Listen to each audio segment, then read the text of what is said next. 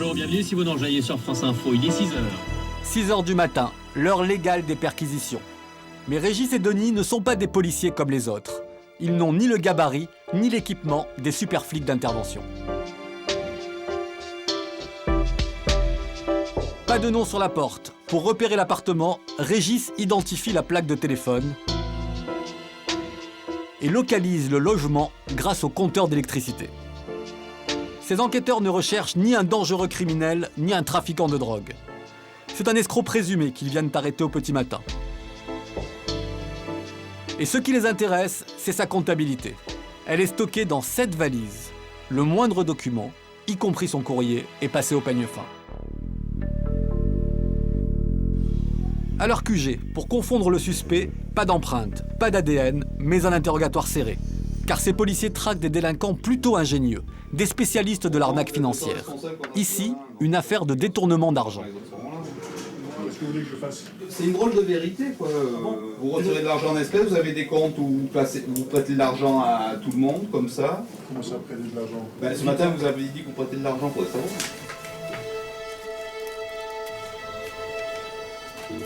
Genre de comptabilité un peu occulte comme ça, c'est des prénoms, des noms avec des sommes. Il faudra qu'il s'explique là-dessus. Vous avez passé 24 heures de plus avec nous? 24 heures de plus? Ah oui, parce que vos explications, ça ne satisfait ni nous, ni la justice.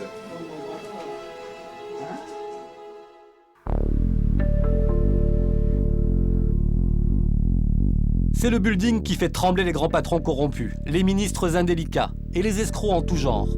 Contre ces délinquants en col blanc, une seule adresse policière, le 122 rue du Château des Rentiers. 10 étages, 380 flics spécialisés et 6500 affaires traitées chaque année qui mettent en cause des sommes faramineuses. La délinquance financière en France pèse 10 milliards d'euros. C'est 15 fois plus que les vols de voitures. Mais on n'arrête pas les patrons voyous ou les escrocs de haut vol comme de petits malfrats. Voici les méthodes de ces limiers en costume cravate.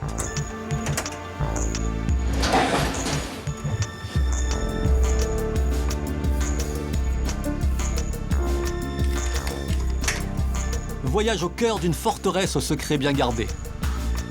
Police judiciaire, section financière.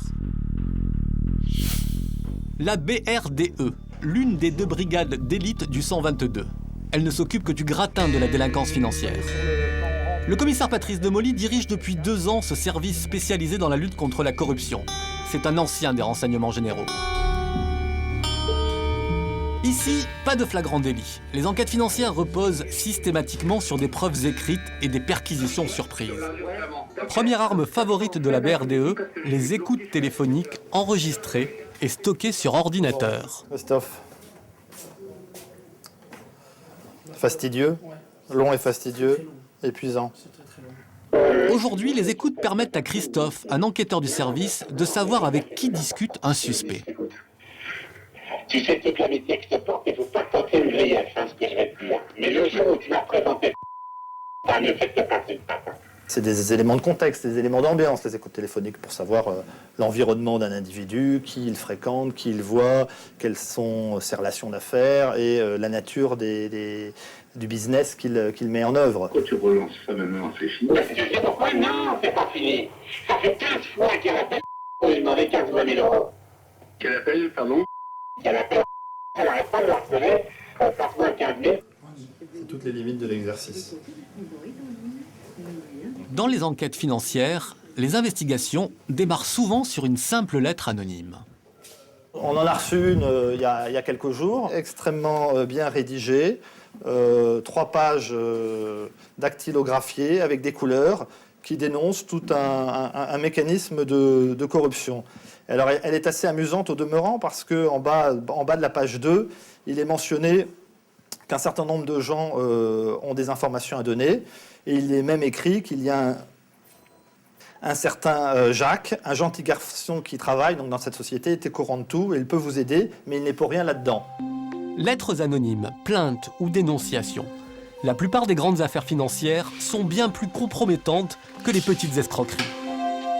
C'est en 1988 que les flics de la financière sortent vraiment de l'ombre, avec un dossier particulièrement sensible.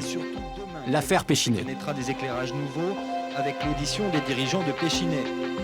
Pour la première fois, il frappe au sommet de l'État. Un proche du président de la République, François Mitterrand, est mis en cause.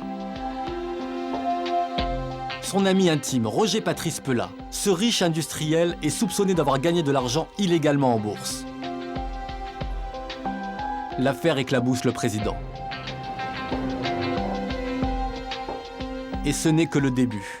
Une quinzaine d'inspecteurs de la brigade financière emportent plus d'une dizaine d'impressionnants paquets de dossiers. Une saisie ordonnée par les juges d'instruction en charge de plusieurs informations judiciaires sur les déboires du Crédit Lyonnais. Le Crédit Lyonnais et ses 100 milliards de francs évanouis.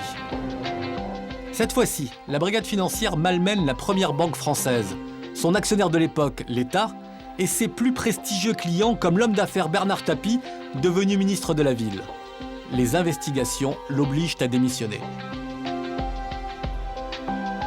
Roland Dumas, président du Conseil constitutionnel, a été mis en examen dans le cadre de l'affaire Elf. C'est sans doute le plus grand scandale de la fin du XXe siècle. Il met en cause un ex-ministre et la première compagnie pétrolière française. Cette fois-ci, la brigade financière traverse la planète jusqu'aux Philippines pour arrêter Alfred Sirvin, le numéro 2 d'Elf.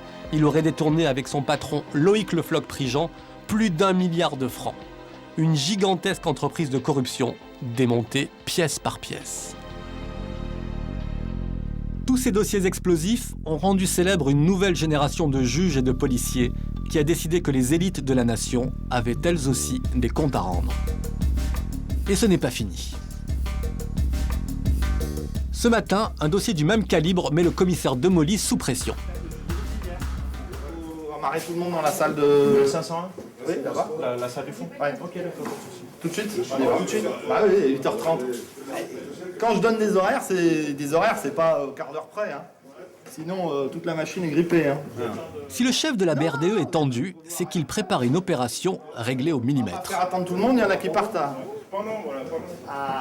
On est toujours en train de vous attendre, Nicolas. Et là, vous me dites, est-ce que je peux prendre mon petit déjeuner? Vous plaisantez?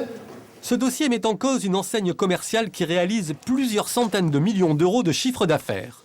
Tout a commencé par une dénonciation. C'est un comptable d'une société. Et ce comptable explique, dans un courrier adressé au parquet de Paris, en y joignant des pièces matérielles, un certain nombre de factures, explique que la société dans laquelle il travaillait a été contraint de surfacturer un certain nombre de prestations au profit d'un client. Il y a un certain nombre de factures, voilà, qui méritent d'être étudiées. À première vue, vous sentez l'affaire sérieuse ? Là, le ton est posé, c'est étayé, c'est technique, ça semble cohérent. Dans le collimateur, une richissime famille propriétaire d'une chaîne de magasins. Elle aurait fait payer à ses fournisseurs ses dépenses personnelles. Et ce sont ces fournisseurs qui vont recevoir la visite surprise des hommes de Patrice Demolly. Aujourd'hui, comme vous le savez, donc opération simultanée de perquisition dans trois sociétés. Le mode opératoire, vous le connaissez, un fournisseur en accord avec son client le surfacture. Le produit de cette surfacturation est ensuite affecté à des travaux personnels dans le château familial de ce client. Il y en aurait pour 2 millions d'euros. Ce système de fausses factures pour payer des travaux dans une résidence privée, Patrice Demolly connaît. Déjà dans l'affaire Elf, Alfred Sirvin, le directeur général, puisait dans les caisses de la compagnie pétrolière pour rénover son château de Touraine. Le patron de la brigade marche sur des œufs. La notoriété de l'enseigne et des hommes d'affaires mis en cause imposent un maximum de précautions. À la moindre fuite, l'enquête serait compromise. Ne perdez pas de vue la notion de sécurité, quand bien même on se trouve dans des locaux de société et qu'on n'est pas dans un environnement hostile. Sécurisez les lieux avant de commencer l'opération de perquisition. Écoutez, merci à tous et haut les cœurs, bonne journée. Allez-y. Non, patron, après. Patrice Demolly a confié l'enquête à Nicolas, 38 ans, dont 10 à la financière. Il dirigera toute l'opération. Sa cible, le premier fournisseur qui surfacturait la chaîne de magasins. C'est toi? Bon, je me mets à côté de toi alors. Jean-Jacques et Christophe sont les responsables de la deuxième équipe. Leur mission, dénicher des fausses factures chez les deux autres fournisseurs. Pendant toute l'opération, ils seront en contact permanent avec Nicolas. C'est bon, Jean-Marie? Pour jouer de l'effet de surprise, les équipes doivent arriver à la même heure dans les bureaux des deux sociétés situées en région parisienne afin d'éviter que les dirigeants se préviennent et fassent disparaître des documents. La personne chez qui on va aujourd'hui, ouais, il a dû récidiver, il l'a fait plusieurs fois. Et il s'est jamais fait attraper? Pour le moment, non. À part par nous. mais ce ne sont pas des infractions qui sont très visibles. En plus, ça n'intéresse pas... les infractions financières n'intéressent pas le public en général parce que c'est pas palpable, ça fait mal à personne. Il n'y a pas de victime physique, il n'y a pas de blessure, il n'y a rien. Donc c'est pas forcément quelque chose qui est très visible. Et puis tout le monde sait très bien que bon voilà, le patron qui a construit sa société par beaucoup de travail, avec beaucoup d'heures de boulot le soir, tard, au détriment de sa famille, s'il se paye une voiture un peu luxueuse, en tant que voiture de société, il le mérite un peu, c'est sa société. Ou si la société paye des repas au resto le midi ou le soir, voilà, c'est pas grave. Sauf que si, c'est grave. Parce qu'il y a d'autres actionnaires, parce qu'il y a d'autres personnes qui pourraient bénéficier de cet argent à titre de salaire ou de participation aux bénéfices, ou juste au point de vue des impôts, des taxes. Et que le patron d'une société qui fait ça, il détourne de l'argent qui devrait aller à tout le monde. Les deux équipes arrivent discrètement sur les lieux. Première étape, elles font le point au téléphone. Vous êtes là, on est juste devant la porte, on arrive. Hein. Vous êtes déjà sur place, vous? Et tout à l'heure. Bonjour monsieur. Je cherche les responsables de la société. Ah, c'est moi, c'est vous? Non, justement. Bonjour. Très bien. Oui, j'ai dit ça de Paris. Mes collègues m'accompagnant. Oui. Voilà, nous sommes ici pour faire une perquisition. Oui. Le gérant n'est pas particulièrement étonné de cette visite surprise. Donc nous allons avoir besoin de votre présence ainsi que le responsable. On va appeler monsieur. Monsieur. Me semble-t-il. Vous avez une pièce d'identité, s'il vous plaît, monsieur? Il y a combien de personnes travaillant sur le site? 1, 2, 3, 4, 5, on est 5. D'accord. Vous avez le rez-de-chaussée. Pardon? Le rez-de-chaussée, oui. Il y a quelqu'un au bureau du fond? Dans une perquisition financière, Nicolas sait exactement où il faut chercher. Claudie, c'est bon pour les lieux, ils sont sécurisés, ça? Okay. Désormais, plus de coups de fil et interdiction de sortir pour les employés. Alors les archives, c'est une pièce qui est en bas. Vous emmenez, ou si vous voulez, je vous y emmène. La recherche d'éléments matériels, c'est la documentation bancaire, la documentation comptable, la documentation de toute nature. C'est la preuve ADN des affaires financières, c'est la documentation. Ce ne sont ni les aveux, ni les écoutes téléphoniques ou les conversations, c'est la documentation. En ce qui concerne la comptabilité, monsieur, c'est où? De son côté, la deuxième équipe doit d'abord régler un problème. Le dirigeant est absent. La loi impose aux policiers de le prévenir.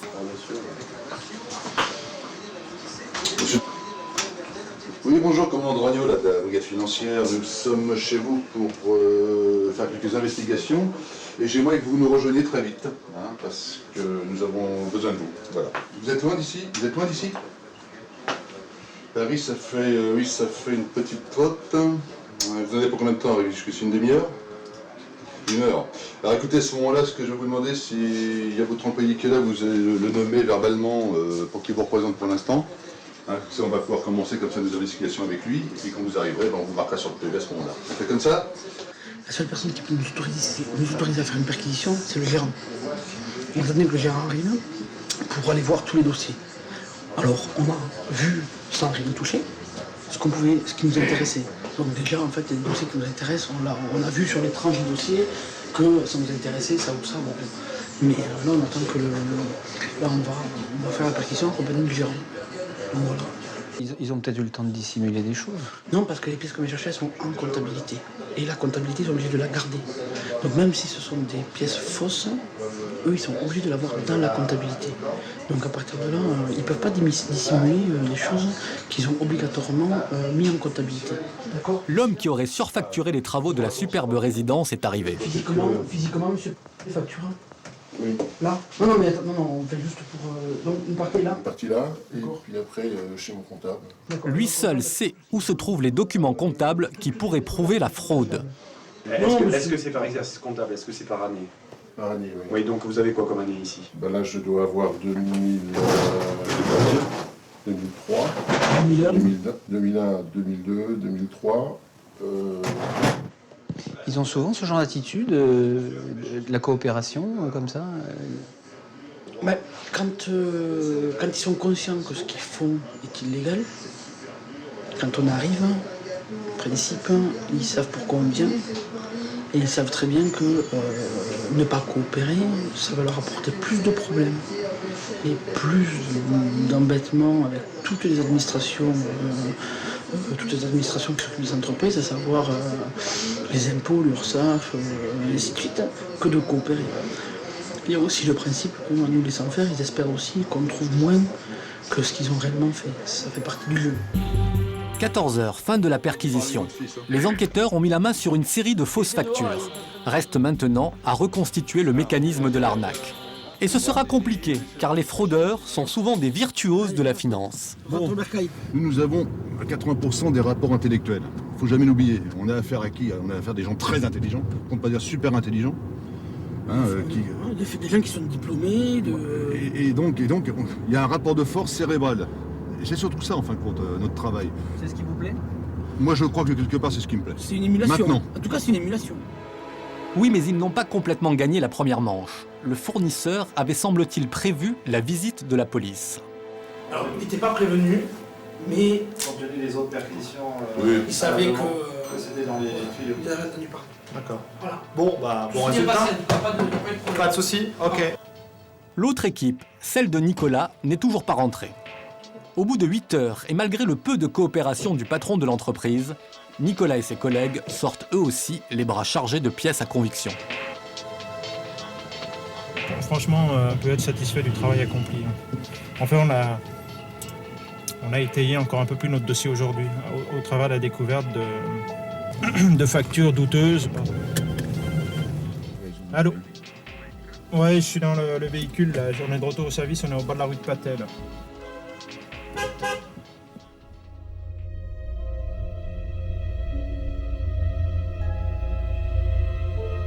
Le lendemain, Patrice Demolly vient au rapport. L'heure est aux additions. Nicolas a réussi à établir que de grosses sommes ont été détournées. On en est où? Au début du dossier, on avait des éléments matériels pour environ 2 millions d'euros. Et vous aviez sur certaines factures, il y avait des annotations manuscrites. Tout à fait. Il y a un différentiel, là, en l'occurrence de 100 000 euros, entre les prestations réelles et le montant facturé.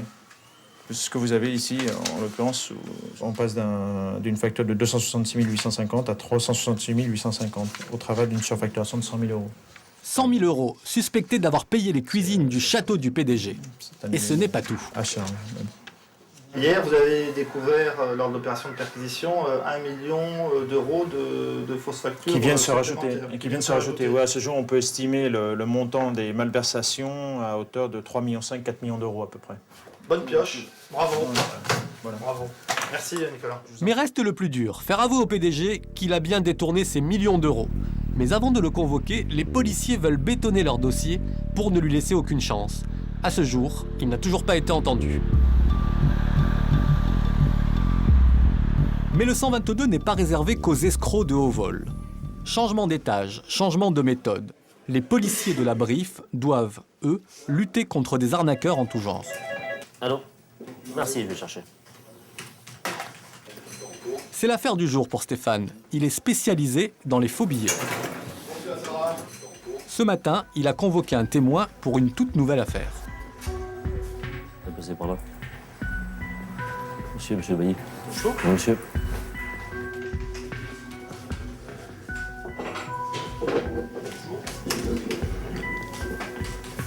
T'as rien de plus faire la porte, s'il te plaît? Vous savez pourquoi je vous ai convoqué? Oui. Voilà, donc on a découvert 29 faux billets en 2 mois, dans les 29 en tout. En 3 fois, dans les caisses de la société des Carouges. Dans les caisses de ces autobus touristiques, des faux billets de 50 € ont été échangés contre des vrais. Un grand classique pour écouler de la fausse monnaie. Alors, pour démêler cette combine, Stéphane convoque un salarié de la société. Pour obtenir des informations, il a choisi de mettre la pression sur ce témoin. Et dans la recette, on a découvert 5 faux billets de 50 €. Donc ce dimanche 18, on n'avait pas vu qu'il y avait des faux billets. Je peux pas le savoir, moi j'ai pas encore... Quand vous avez touché les billets, vous avez vu que c'était des faux billets. Ah mais je suis pas formé pour ça. Non, mais je suis pas du tout formé pour ça, mais... D'accord. Ça arrive souvent qu'il y ait des faux billets dans les recettes? C'est la première fois moi que c'est m'arrive. Bon. Au fil de l'interrogatoire, Stéphane obtient des informations sur 2 chauffeurs qui étaient en service lorsque les faux billets ont été découverts. Par contre, je vous dis, il y a qui, on a entendu l'histoire des faux billets. Donc, on a entendu des choses sur lui qui ne rendaient pas la monnaie au client, et puis voilà quoi. Ouais. Lequel est le moins clean? Moi je dirais qu'il est plus sérieux. Par ses retards dans le travail quoi. 2 noms de chauffeurs, 2 suspects pour l'enquêteur, mais ça ne suffit pas. Stéphane doit désormais entendre les autres salariés. C'est au tour du second. Lui aussi pourrait être un témoin privilégié de cette arnaque aux faux billets. Sérieux? Toilette? Ouais, on va y aller. Il semble très anxieux à l'idée d'être interrogé. Direct les toilettes, là. Ouais. C'est quand même une appréhension de venir chez vous. Ah ouais, c'est pas souvent une appréhension, malheureusement, c'est pas assez souvent. Là, pour une fois... Il y a de l'émotion. Ouais. Stéphane veut lui soutirer des informations sur les 2 salariés suspects. Alors, les questions se font plus directes. Et d'après les auditions de ce matin, il apparaîtrait que 2 chauffeurs ont pu commettre ces transactions de faux billets. Ont pu commettre, j'ai pas dit qu'ils l'avaient fait. Qu'est-ce que vous en pensez, vous? Je ne peux pas. Est-ce que oui, est-ce que non, parce que... Est-ce que ils sont copains tous les 2? Ça, je ne sais pas. Ah bah oui, vous savez rien. Ça arrive, venir me voir si vous savez rien. Non, je suis désolé. Bah, désolé, mais... Je compte l'argent. Moi, je travaille pas là-bas. C'est vous qui travaillez là-bas, c'est pas moi qui travaille là-bas. Je dis, mon patron, je suis comme un chameau. Moi, je regarde seulement l'argent parce que je pense... Oui, mais d'accord, c'est pas votre journée à regarder l'argent. Je ne bois pas café au calme personne. Vous voyez bien ce qui se passe, quand même. Dans la fausse monnaie, si les billets ne donnent pas d'indice, difficile d'avancer sans quelqu'un qui balance un nom ou une piste. Alors Stéphane, ça a donné quoi? Rien. Un monsieur qui travaille depuis 10 ans dans une société et qui n'entend rien, ne voit rien, ne veut rien savoir. Partant là, c'est le meilleur moyen pour ne pas avoir d'ennui. Pour essayer d'en savoir plus sur ses chauffeurs, Stéphane dispose d'une arme redoutable, le fichier qui recense les délinquants déjà condamnés. Bonne pioche, l'ordinateur identifie un des suspects. Il est extrêmement connu de la police, des faits de stupéfiants notamment, trafic de stupéfiants. On voit qu'il roule avec un véhicule de forte cylindrée de marque étrangère, alors qu'il est employé il est simplement chauffeur de bus. C'est l'heure du débriefing en présence de Régis Auberti, le chef de la section. Deux solutions, soit on les prend, on leur met la pression, il y en a qui connu comme le loup blanc pour trafic de câble, ils n'ont rien à branler. Soit on les branche et puis on voit ce que ça donne. Moi je pense que ça sert à rien de se faire chier avec 15 jours d'écoute sur une histoire comme ça où les mecs ils sont déjà tous au courant. Donc on va récupérer le premier qui était ciblé ce matin, au domicile. Maintenant lui va peut-être te dire... Un nom se détache, le chauffeur déjà condamné pour trafic de drogue. La perquisition est prévue pour le lendemain. 6h du matin. C'est un quartier facile où vous allez là?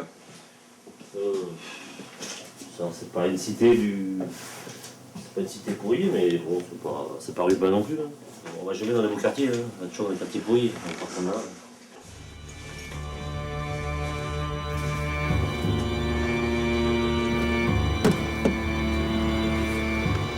Ah oui, on va chercher des faux billets, en théorie, mais maintenant, on n'est jamais sûr d'en trouver. En arrivant à l'aube, l'équipe menée par Stéphane espère déloger le chauffeur suspect avant son départ au travail.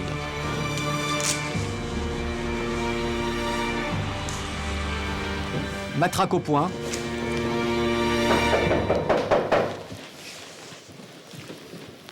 Arme prête à servir. le suspect a déjà un lourd passé. C'est la police, madame, bonjour.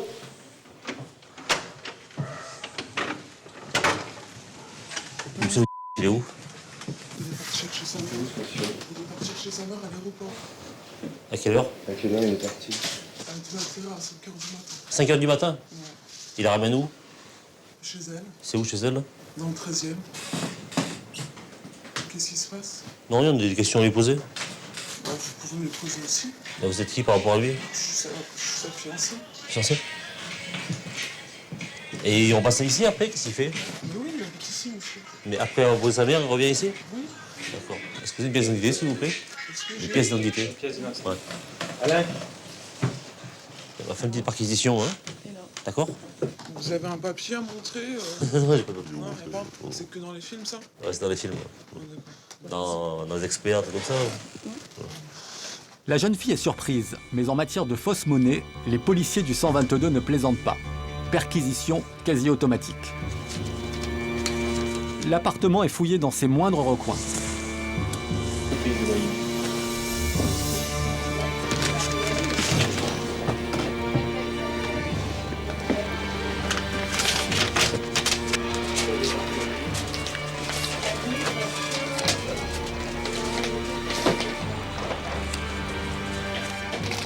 Mais les flics de la financière ne trouvent rien. Finalement, le chauffeur suspecté arrive. T'as travaillé au... Ouais. D'accord. Il s'est passé quoi? Sincèrement, je vois pas du tout. Tu vois pas du tout? Tutoiement immédiat, c'est limite. Avec les faux monnayeurs présumés, les flics ne prennent pas de gants. Absolument de rien du tout. On t'a pas dit qu'il y a eu des faux billets qui circulaient? Ah, j'ai entendu parler, ouais, des récepteurs, j'ai entendu. Ouais.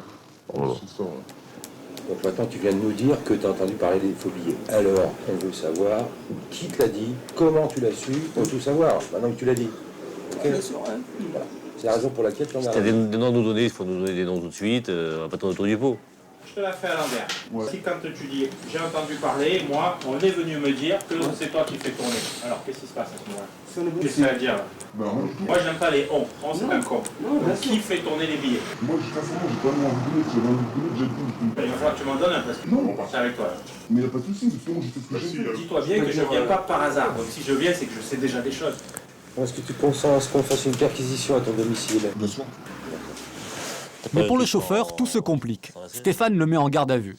C'est-à-dire qu'il l'arrête pour 24 heures. Mais avant, il doit perquisitionner sa voiture. Stéphane, t'as pas les clés de sa voiture? Non, elle est là avec toi. On va faire un parking dans la voiture. Un gros trou sur là.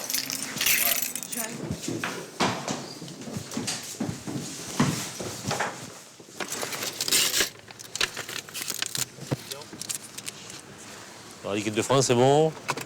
Refroidissement. Là encore, rien. On y go?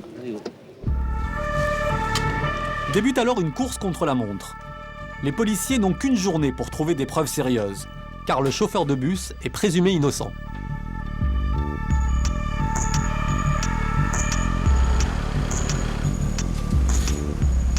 Commence pour Stéphane le type d'interrogatoire le plus difficile, celui où il n'a aucune preuve contre le suspect. T'es chez nous, là. C'est un registre indiquant que tu es chez nous. Hein. Non. Ok. Alors, ton travail, c'est quoi? C'est de promener les touristes dans Paris, c'est ça? Ouais.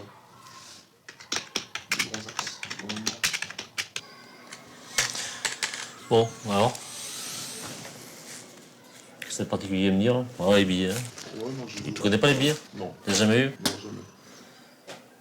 Qu'est-ce que tu fais là, alors? Qu'est-ce que tu fais là, alors? Qu'est-ce que je fais là? Ouais. Je sais pas, ça vous me le dire là, parce que là... L'objectif de Stéphane, faire avouer le chauffeur. Ça s'est passé le week-end, mars, avril, février-mars. D'accord. Le week-end, on a dû bosser, évidemment. Comme par hasard, bah oui, mais comme par hasard. Il y a 1 mois, jamais voilà, je ne sais pas qui est-ce qui fait passer les faux billets. C'est pas moi qui fais passer les faux billets. Là, j'ai rien d'autre à dire.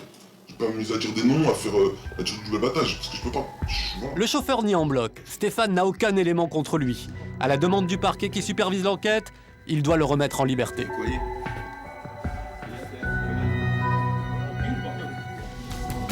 Depuis, l'enquête n'a pas donné de suite.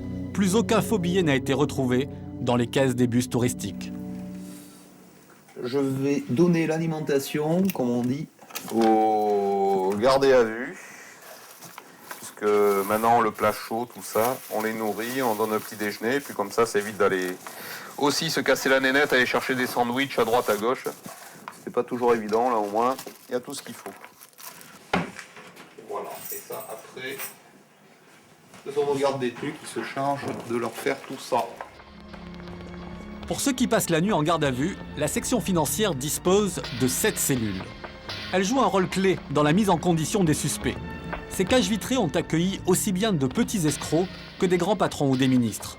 Pour eux, c'est un choc, car ils se retrouvent brutalement seuls, coupés de leur confort quotidien.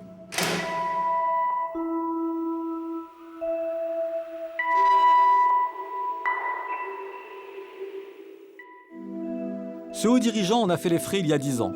Jean-Jacques Prompsy a été le numéro 3 de la Lyonnaise des Eaux, une des plus grosses sociétés françaises.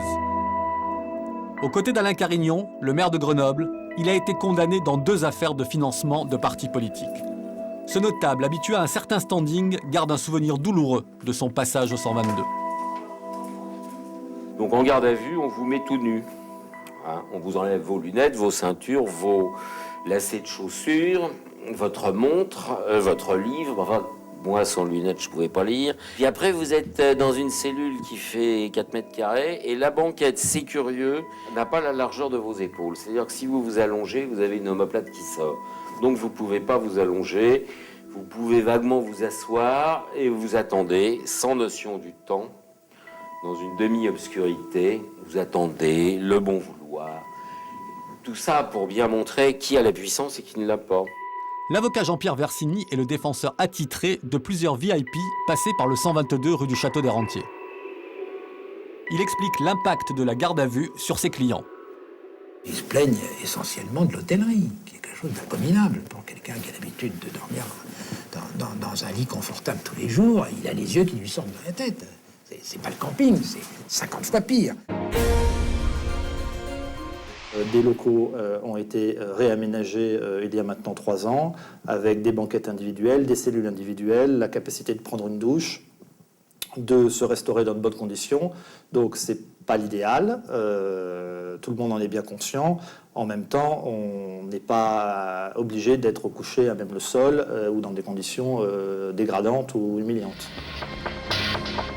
Pourtant, une nuit passée en garde à vue a déstabilisé plus d'un haut dirigeant. Pour Jean-Pierre Versini, c'est la tactique des limiers de la finance. Ils sont là comme des chiens de chasse. Ils ont un objectif, c'est de confondre la personne. Ils sont pas, on va voir si vous êtes coupable ou vous êtes innocent. Non, vous êtes là, a priori, vous êtes suspect quand vous êtes en garde à vue, et donc maintenant vous allez ramer pour nous démontrer que vous ne l'êtes pas. Un certain nombre de dirigeants de sociétés qui sont amenés à répondre à nos questions dans des locaux de police ont une longue expérience professionnelle, des affaires, des situations conflictuelles, des relations difficiles qu'ils sont susceptibles de rencontrer dans le cadre de leurs activités professionnelles. Et croyez-moi, c'est pas d'avoir à répondre 6 heures, 8 heures, 10 heures, 12 heures qui est susceptible, plus que cela, de les impressionner. Pour ces flics, un suspect en costume-cravate reste un justiciable comme un autre, et un chef d'entreprise, un délinquant potentiel. Comme dans cette faillite qui secoue Hénin-Beaumont, une petite ville industrielle du Nord. L'usine Énergie-Plast, spécialisée dans les panneaux solaires, a fermé ses portes en laissant 200 ouvriers sur le carreau. Elle est occupée depuis 10 semaines par les salariés. Une catastrophe industrielle. 412 familles qui vont se retrouver sans travail. Moi, je sais pas, mais il faut que la justice, elle arrête ces personnages. Au départ, cette usine appartenait au bagagiste Samsonite. Le groupe mondial s'en est débarrassé en la revendant à la petite société Énergie-Plast. Mais toute l'activité a cessé quelques mois plus tard. Une faillite douteuse qui intrigue la justice et révolte les salariés. C'est dommage parce qu'on a adoré ce travail. Ouais. On a fait des heures, on a tout fait. Mais vraiment, ils ont fraudé, c'est vraiment des voyous. C'est des gros voyous. Voilà ce qui nous est arrivé. On s'est fait bien blouser. Ça a été bien monté, Harry Caram. Ouais. Salopard. C'est bien monté. Ah, plus de mots. Ouais, c'est pour ça qu'il faut que l'enquête elle voit puis qu'ils payent. Et que tous ceux qui sont en tort ils payent. Parce que quelque part nous on est absolument pour rien. Les salariés ont alerté la justice, toujours très attentive aux affaires de patrons voyous. Le procureur de Paris a confié ce dossier au service le plus prestigieux du 122, la brigade financière. Son chef, Thomas de Ricolfi, 40 ans, est rompu au dossier chaud. À son tableau de chasse, par exemple, la fameuse affaire Elf. À Hénin-Beaumont, il suspecte des détournements d'argent. 3 millions d'euros se seraient envolés. Une partie de la trésorerie de l'usine. Il sait qu'il doit agir vite. Tous les dossiers sont urgents, mais celui-ci, effectivement, a une urgence particulière, puisqu'on a un site industriel sur lequel se trouve à peu près plus d'une centaine de personnes qui vont se retrouver, qui se retrouvent sans emploi. Donc il s'agit d'intervenir très rapidement à chaud dans ce type de dossier. Véronique et Rodolphe, qui sont chargés de l'enquête, doivent démontrer que la faillite est vraiment frauduleuse. Les présumés patrons voyous ont disparu depuis longtemps, mais il reste peut-être des preuves et surtout des témoins. Direction Hénin-Beaumont, siège d'Energiplast.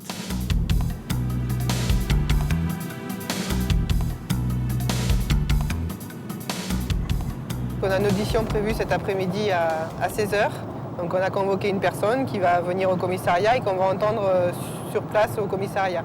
Dans cette affaire, la brigade financière n'arrive pas en terrain hostile.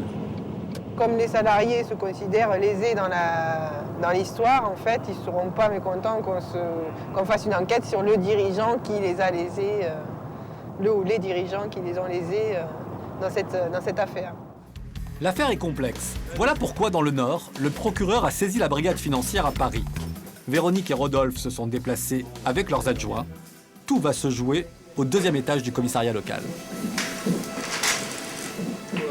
L'homme clé du dossier, c'est le comptable.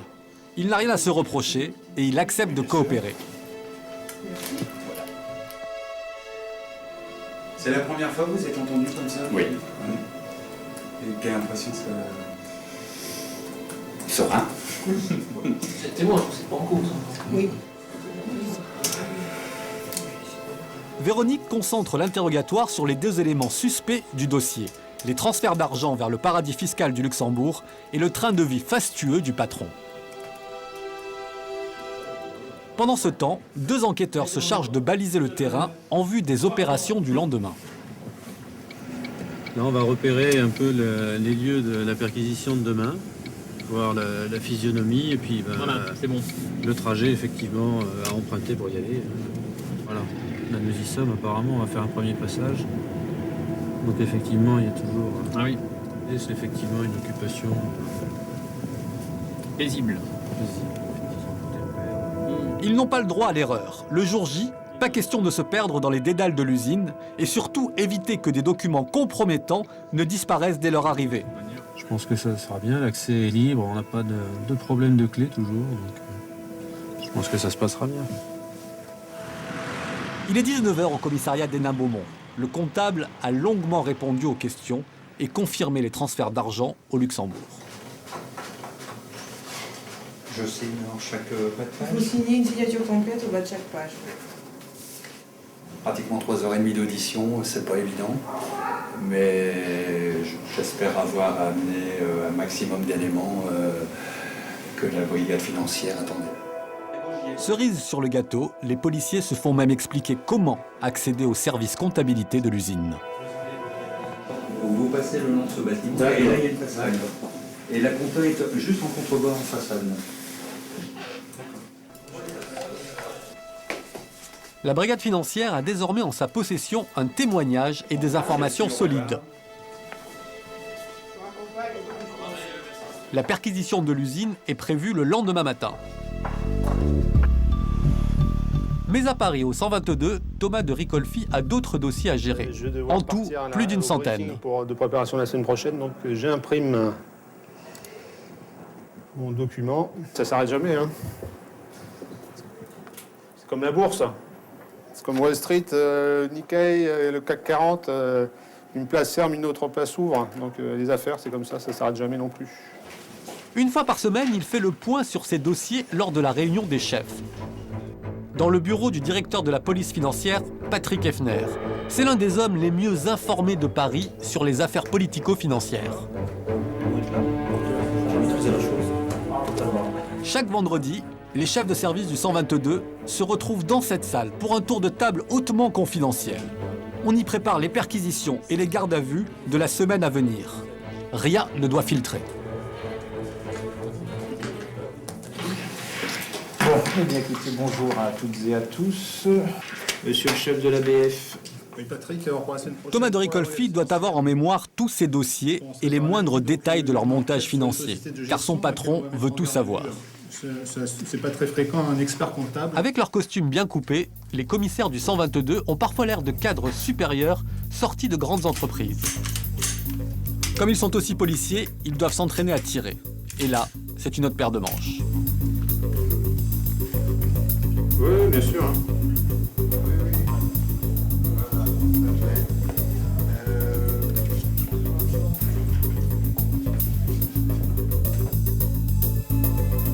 Un exercice obligatoire dans le sous-sol d'un commissariat parisien.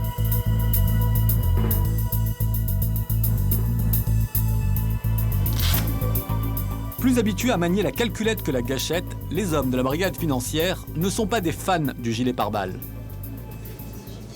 Non, moi pour les perquisitions, je ne le mets pas. Il faut avoir de la souplesse pour aller chercher les dossiers au fond des tiroirs ou dans les coffres. Donc là, je ne suis pas très souple pour aller bien fouiller dans les perquisitions. Donc je ne le mets pas. Costume cravate, comme ça on se fond mieux dans la foule des visiteurs d'une banque ou d'une société. On passe plus inaperçu. Tireur préparé. Allez.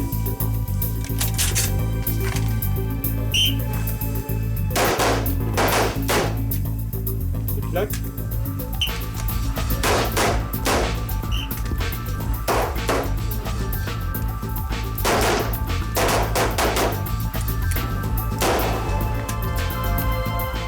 C'est l'heure du bilan.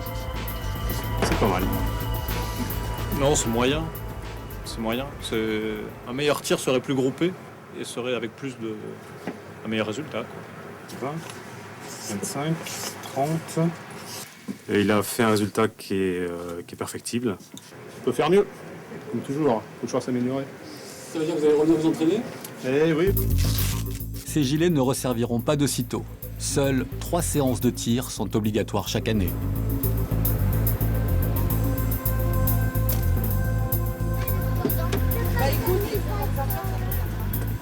Vous êtes souvent servi de votre arme ? Jamais. Et est-ce que vous pensez que ça pourra vous arriver dans l'avenir compte tenu des dossiers que vous faites ? C'est vrai qu'on n'a pas vocation vraiment à s'en servir en matière financière, mais comme on peut être amené à intervenir sur n'importe quel type d'affaires, donc il faut toujours savoir manier son arme. J'espère ne jamais avoir à m'en servir. Et pour cause, Thomas de Ricolfi traque des délinquants souvent bien élevés et rarement armés.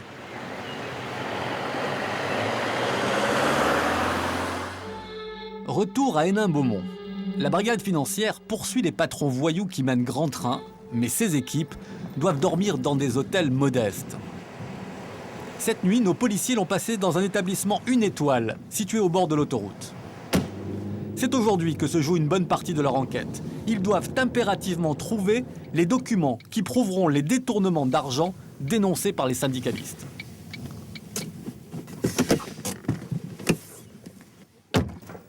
Il est 9h et les policiers ne sont pas vraiment attendus. Le directeur de l'usine, c'est cet homme en costume cravate. Il est un peu débordé, mais n'oppose aucune résistance. Vous expliquez la brigade financière ? Oui, mais je m'attends. Vous expliquez J'ai un souci, j'ai le commissaire priseur en même temps. Vous êtes où dans le bureau ? Oui, ils sont dans mon bureau. Vous pouvez me sortir la liste du matériel, mais le matériel tout de suite, là, parce qu'ils veulent commencer par ça. Je vous l'ai envoyé par mail. Hein. Vous l'avez par mail hier, je vous ai envoyé tout ça. Hein.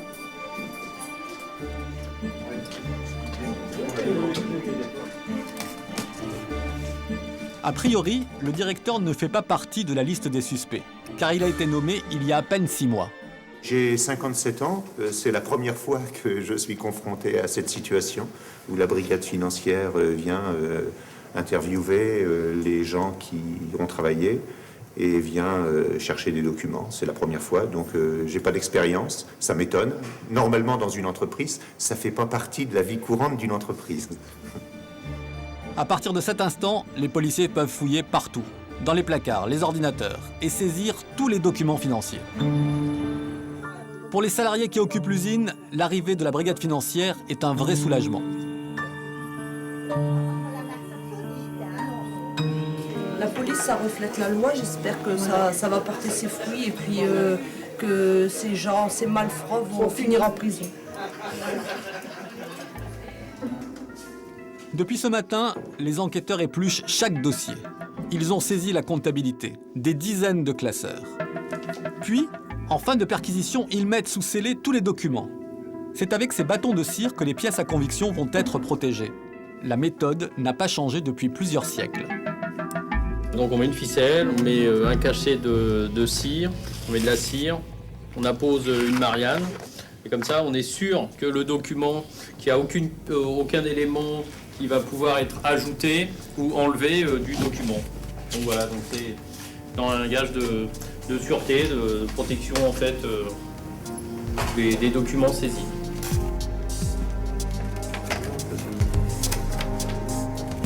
Au niveau comptable, je ne pense pas qu'on aurait pu trouver plus de pièces. On en a trouvé. Et on a les preuves, enfin on a les traces de ces mouvements. Il est 17h. L'équipe de la brigade financière a recensé toutes les informations utiles pour confondre le patron voyou sans rencontrer dans l'usine la moindre résistance.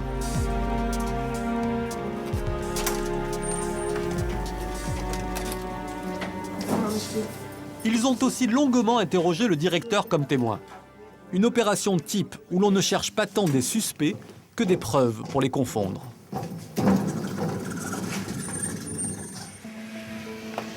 La journée n'est pas encore terminée. 3 longues heures de route attendent les policiers. Retour au 122. Dans le coffre de leur voiture, des centaines de documents bancaires. Les enquêteurs ont trouvé ce qu'ils cherchaient depuis le début. La preuve que l'argent nécessaire à la survie de l'usine a été détourné vers le Luxembourg. Une fraude qui aurait rapporté 3 millions d'euros aux présumés patrons voyous et coûté leur emploi aux 200 salariés d'Hénin-Beaumont. Premier réflexe en pénétrant dans leur bureau, mettre sous clé le résultat de la perquisition. Allez hop, laissez à l'abri pour la nuit.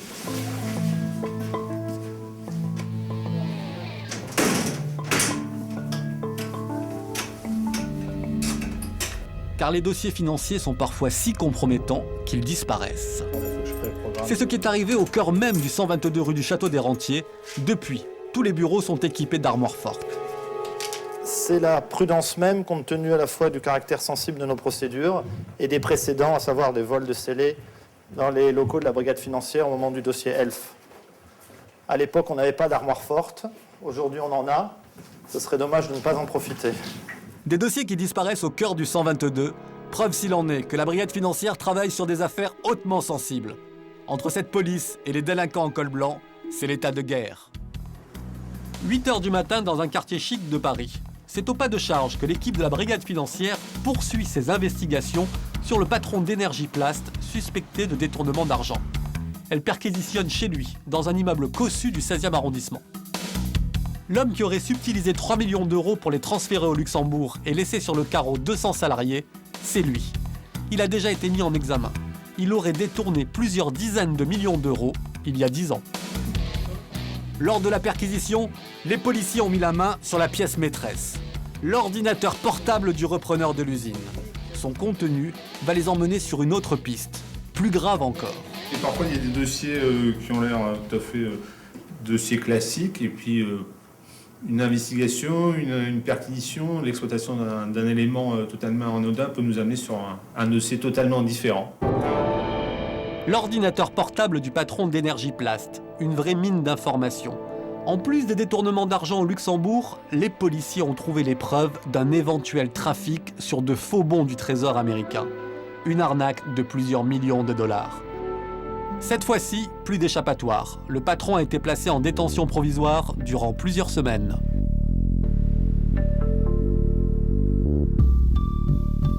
Aujourd'hui, les flics financiers ne sont peut-être pas aussi connus que leurs collègues du 36 quai des Orfèvres. Mais ils ont réussi à transformer une adresse anonyme, le 122 rue du Château des Rentiers, en un lieu redoutable pour le monde des affaires. Ceux qui détiennent le pouvoir savent qu'il est préférable de ne jamais fréquenter ce building.